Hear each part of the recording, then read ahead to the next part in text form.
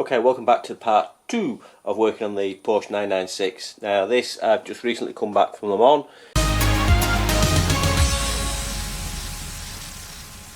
Came back from a 1500 mile trip there, and we had the power steering pump starting to make a noise. I knew about it before I went, so I'm not trying to build any drama into it really. The power steering pump is out and on the floor, which is behind me over there. Basically it started to sound like a supercharger. You could just hear this whine, this mechanical whine all the time every time I revved it, so it needs doing.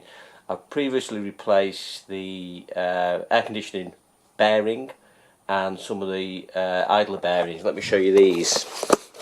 So on here, these can have new bearings put in them, and the bearings are just £10. These idler pulleys on their own are £100 each, so basically you've got £300 there in idler pulleys or £30 in bearings. Well, actually the plastic one you cannot replace, you have to buy a whole new one. You can't put a new bearing in that, but luckily for me this one is good.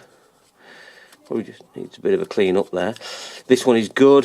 This one I've replaced. If you hear it, they won't spin free, but there's no noise, where this one, that one's noisy, so that needs replacing. I've replaced the bearing on here previously, that was £25 instead of a whole new aircon pump. These have a freewheel clutch on them, so it'll engage that way, and the other way it will slip. You can hear it slip there, or you can see it slip. If I put something in there and held that stick there, if I move it backwards, it'll move backwards, but it won't go forwards, and that's working correctly. But I'm going to take that out, overhaul it. I'm not too sure whether I'm just going to buy a whole new recon alternator or replace the alternator, or I might do the bearings, the bushes, and repair it all. Again, it's 146,000 miles. And my whole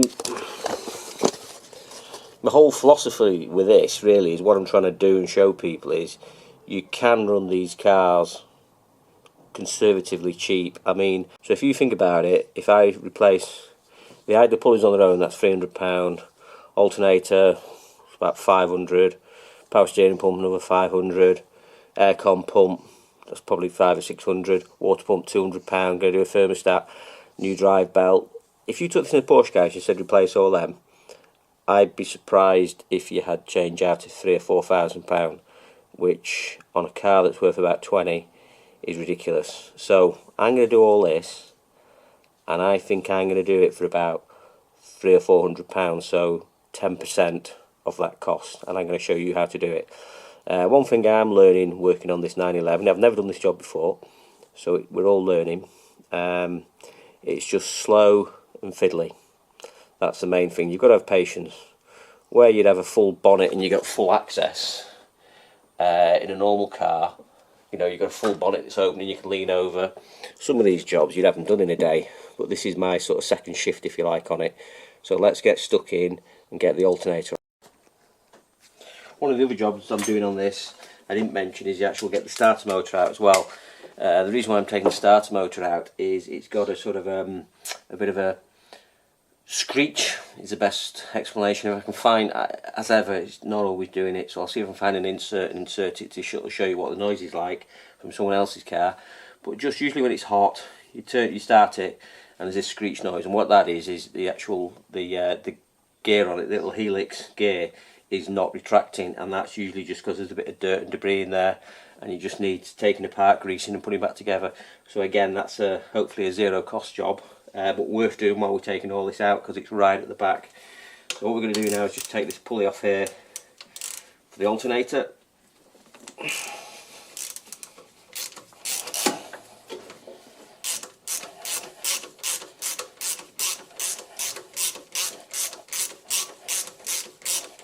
So there's two bolts holding the alternator on, one on this side, one on the other side.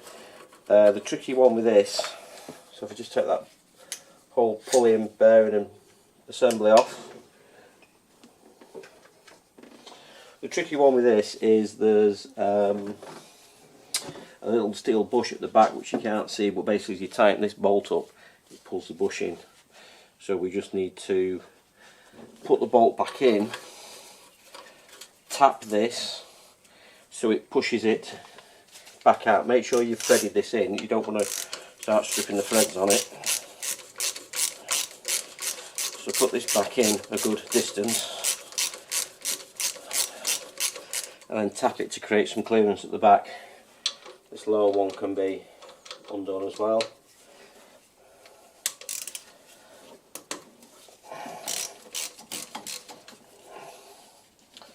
And then to get the starter motor out, it's a case of once that's undone, turn it clockwise so this bit comes up, so this side of it comes up and that tilts down, and that's how we're going to get it out.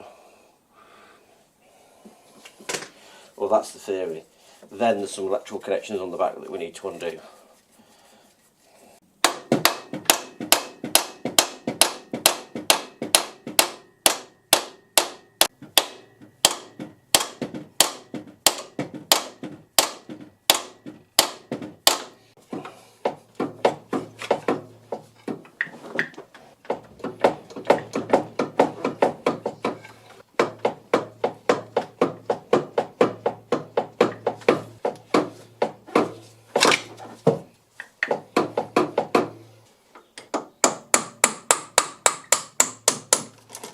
Right, I think we got it.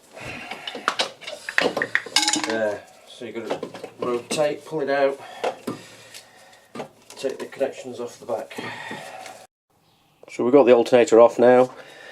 It's still working and it's fine. It is a Bosch, let's just get that the right way around. It is a Bosch 120 amp alternator. So I think I'm going to go for a Recon Bosch. I could rebuild it, but to be honest, there's quite a bit of corrosion on it. Corrosion on the back of the amplifier, sorry, the heatsink for the rectifier down there, and it'll just be nice to have one that's come back all fully clean. There is a little bit of noise in it, you can hear if I just run it up. It's not mega.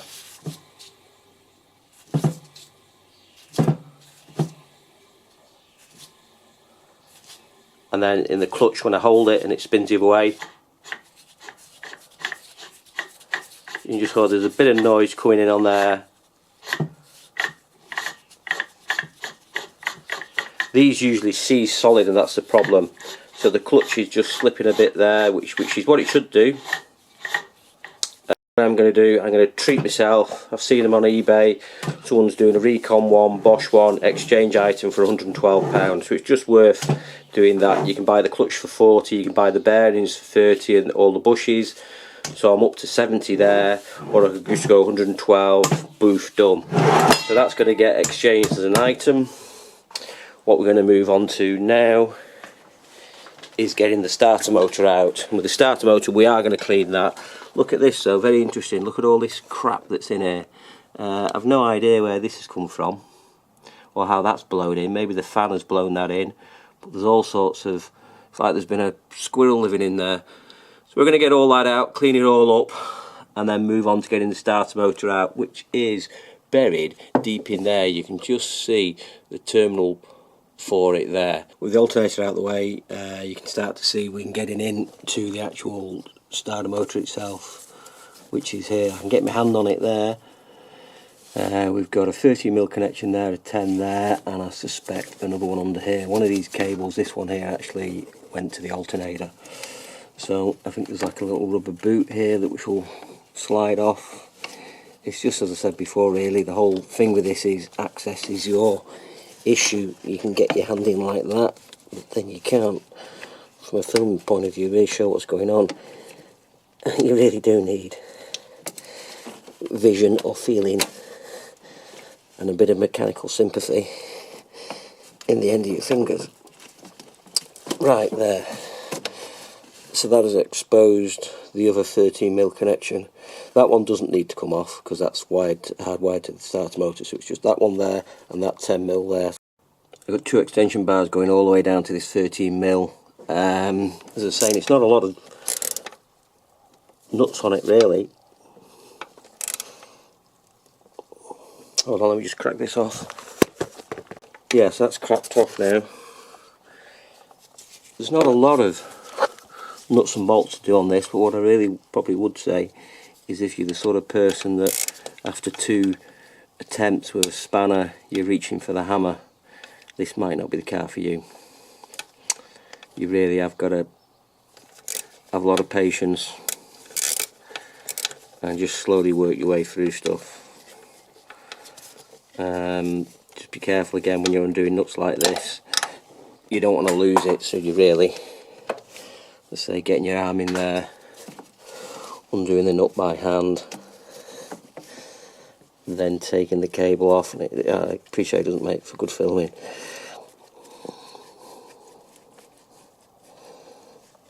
But you can basically just get your arm in and that's it. Right, try not to drop that nut. There, so that's that cable off. Pull those wires off. Then I've just got to go for the starter motor one. You can just see the nut at the back there, and there's another nut down there, which is going to be interesting. So we're on the starter motor nut now, and you can see down there, I actually have, well, let's just pull it out and have a look. I've actually got two 12-inch extensions. Got two to get to this now. I've got a 6-inch extension, two 12-inch extensions, and a knuckle, and we can just get that on the starter motor bolt there. You can just see me getting on it there, and that's that. So I've got one at the bottom to do as well, and then we can get the starter motor out. So I have the 2 bolts out the starter motor now. It's just a case of actually getting it out. And that's just going to be a fiddly job. It's basically trying to make the best room you can of what's available to make the biggest opening to get the stuff out. And this is sort of laying all these cables down so I can actually lift it out. So all the bolts are out on it. I've just got to lift it out.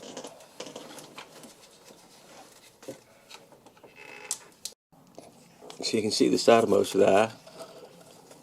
It's fully disconnected, but it will not come out. Basically, it is corroded aluminium to aluminium into the gearbox housing.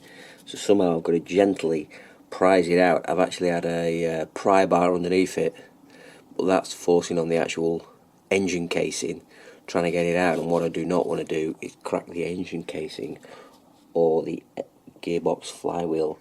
So I'm gonna have to go at it gently and try and prise it out. Right, so I'm trying to get a pry bar now behind this and against the bulkhead, against the gearbox.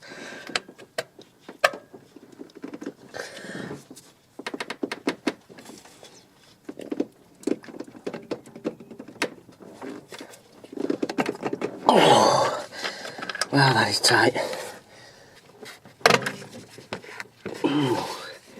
Did that move a bit?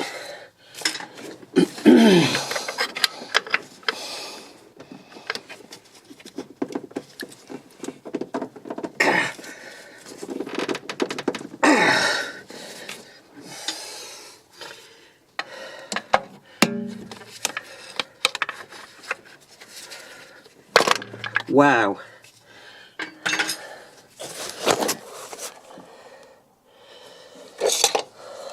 That was tight. You can see that's come out there now. That was tight in. I suspect a lot of corrosion.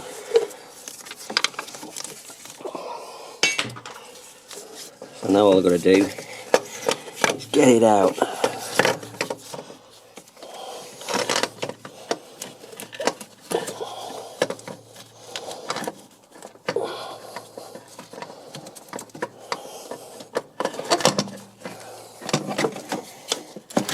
There we go. One starter motor out.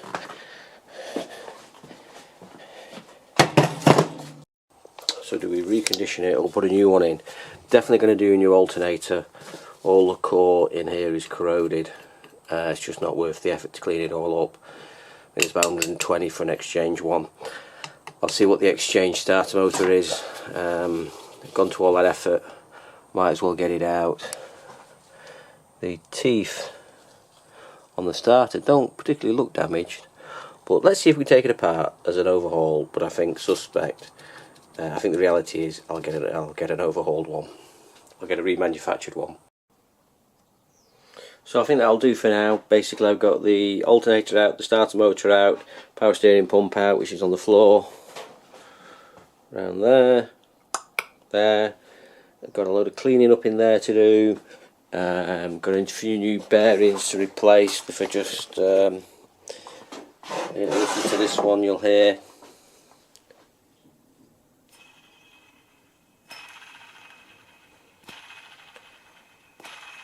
It's not too bad, but it's just a bit gritty. I can feel it. So, got a new bearing for that, new starter motor, new alternator, water pump thermostat, lower temperature thermostat for underneath, and a few other little bits and pieces. So I think that will do for now. Please like and subscribe, and come back when we're fitting them. My tip really for this, on this car, is patience. You just got to take your time.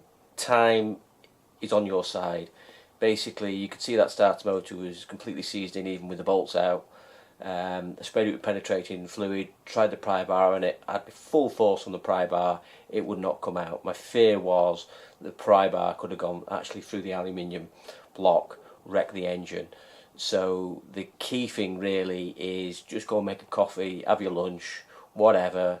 I came back, pried it then, and it came out. I just allowed 45 minutes to an hour for the actual penetrating oil to soak in and loosen it all up. So don't rush. Hopefully next time all new parts have come and we're starting to refit. Bye for now.